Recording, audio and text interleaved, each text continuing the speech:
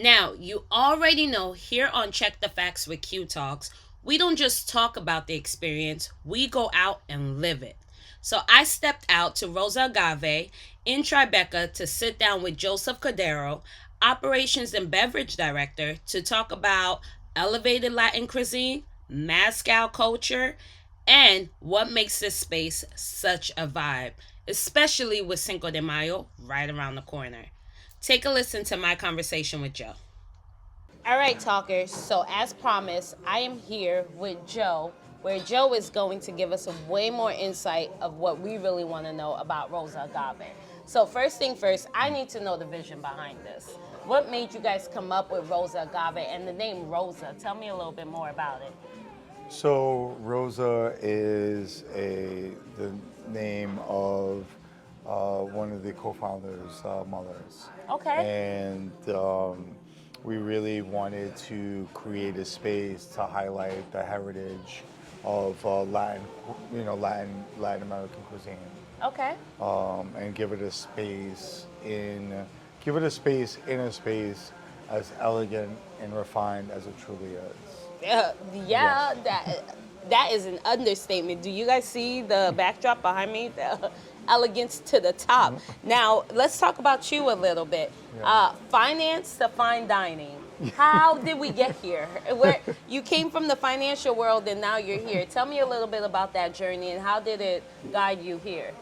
Well, it was something that was not planned, We can and see yeah, that.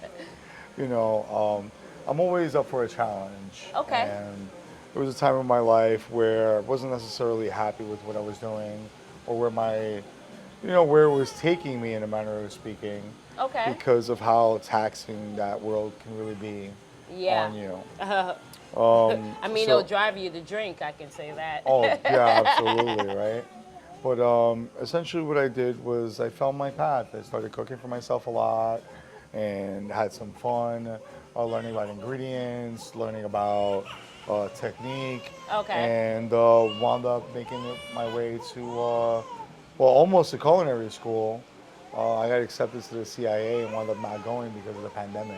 Oh, Yeah. okay. So you decided to not go to culinary school, but you're still in fine dining. So you're not the Yeah. cook, but now you own the restaurant. So it still guided you through it the way you were supposed to. It's a very, very, very interesting path, and it's just amazing to kind of be here through all of this, right? I can honestly, just being Yeah, here is an amazing experience in itself. yeah, Talking about the experience, for yeah. those who've never been to Rosa Agave, what would you say the experience is like? Like, what is it that you want everybody that attends this restaurant to experience? Definitely, I know the wines, the mezcals, the tequila. You guys are known for that. So, what Yeah. about your specialty, your drink menu or drink program, I should say? So what we do is we highlight some amazing agave spirits, Okay. and the cousins to agave, Satol, So right? tell me about these that are here so far. We have Yeah. three of these specialties. So we have, tequila done right, mezcal done right, and Satol done right. Okay. Some of my favorite spirits that we pour here at Rosa Agave Wine Lounge. And they're each unique and interesting in their own respects. Okay. This is Satol. So this was illegal to make prior to 1994 Oh, because we of, got to show everybody yeah, this one. It yeah, was illegal, so and now we yeah. all know what else was illegal. Yes, indeed, right? So super fun. You have some desert minerality, some salinity, Okay. and it's really quite expressive. I'd like to get a whirl. Absolutely. Okay. So as you pour, one thing that as we were enjoying dinner, you told me that we would not be able to find these in any stores. It, you, Why is that? you're gonna have a hard time finding them in stores. In your typical liquor stores. Yeah, they have to specialize, in certain products, and a lot of this stuff is either, low volume. You're not gonna get there's not a lot being made. It's allocated, and it's only gonna go to places that really highlight the amazing things that agave makers are doing. So, is there a specialty way to drink this, like how you do with wine, like a sommelier? You gotta sift it, right? You gotta sniff it, right? Okay. Whew, And then that you is gotta, alcohol. and then you gotta sip it. Those are So three it's S's. Yeah. okay, so sniff it. Oh, no, you said Sift it. sift it, Okay. sniff it, Sniff it. and Sip then it. sip it. Right?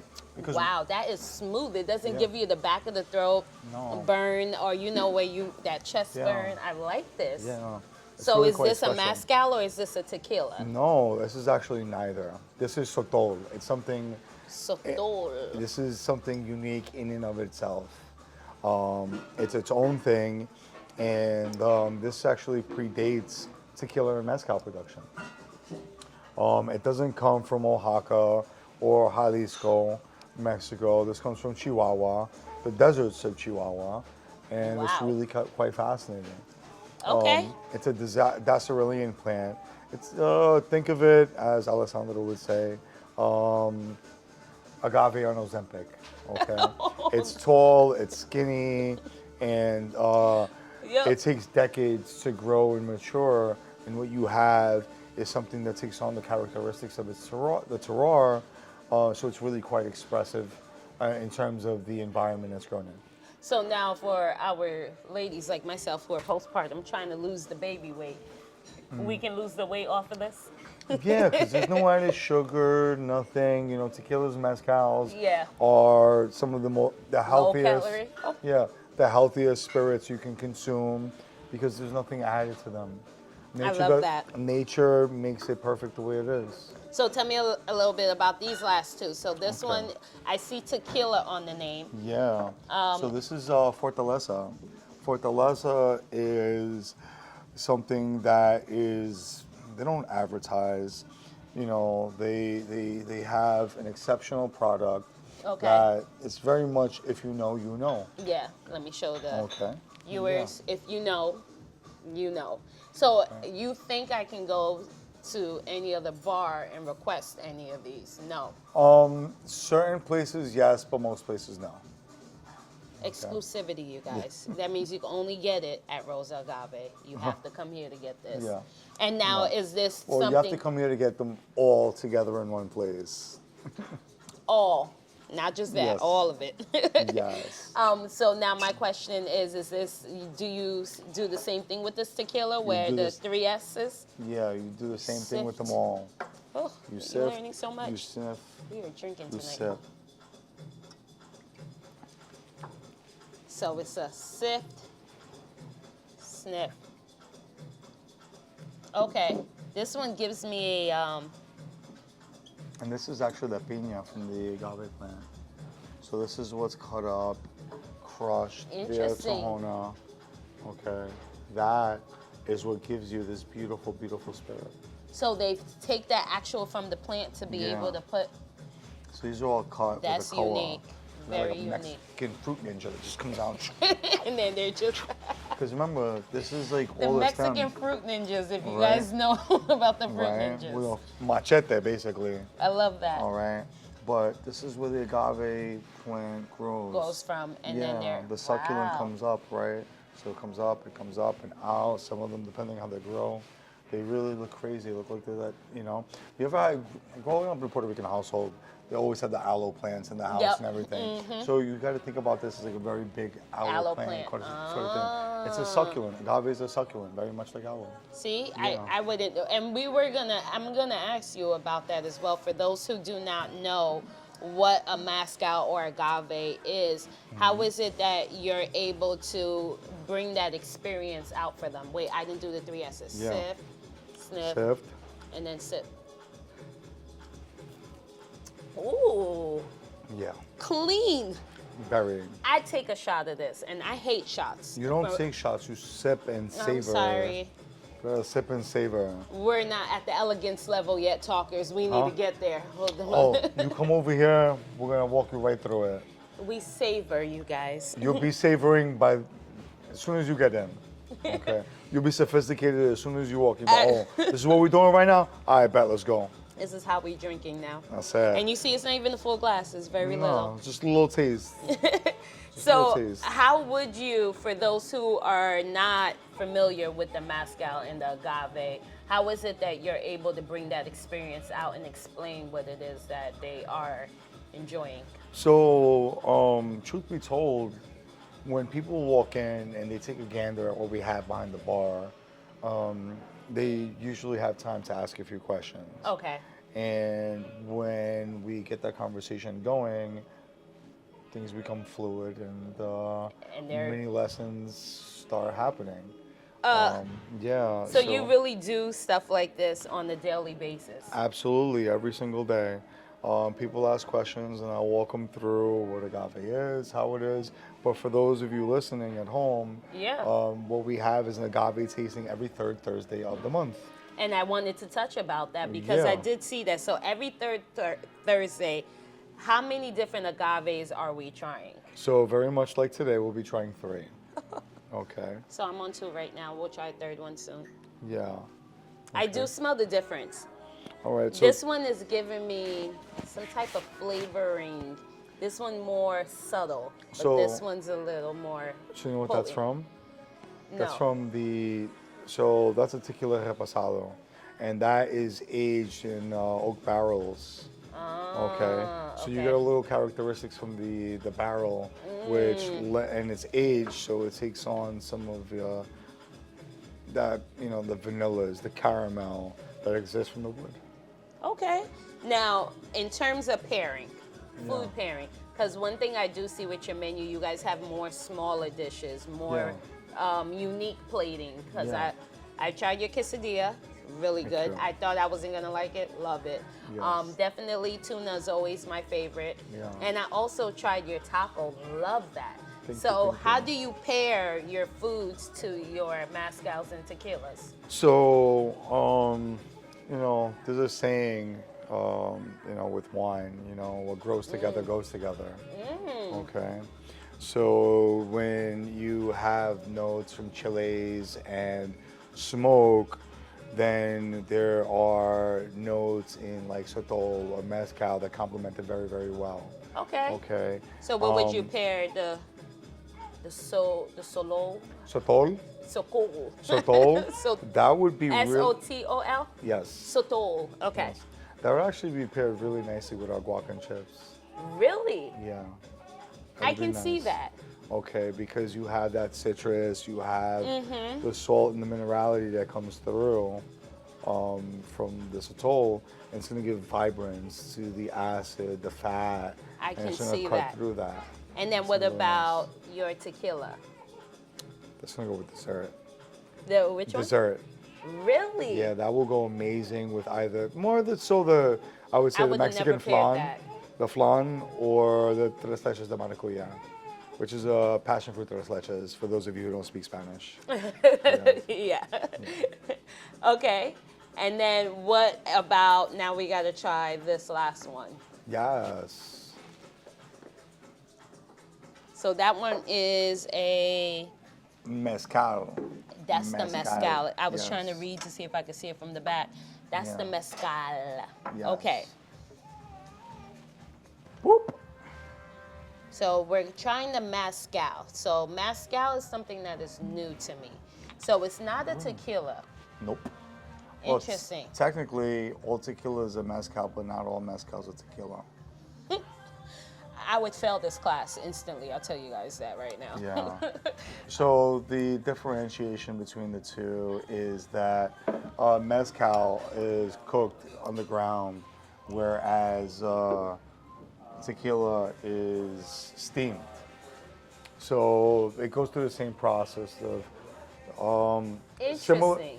And tequila has to be, Blue Weber agave, whereas mezcal can be, numerous different agave plants. So I'm going to ask you a question I know Yeah. some of my viewers may ask. Agave. Yes. Is it like the agave syrup? Yeah, I guess you could say that. So yeah. okay, because I did Yeah. ask my husband on my Yeah. way here, and I just Yeah. wanted to make sure that I Yeah. didn't sound like an idiot. So it No, it yeah. would still be similar. Yeah, as a lower sugar content. Ah. Yeah, so it's really quite great. It's not So as sweet. it's sift, snip.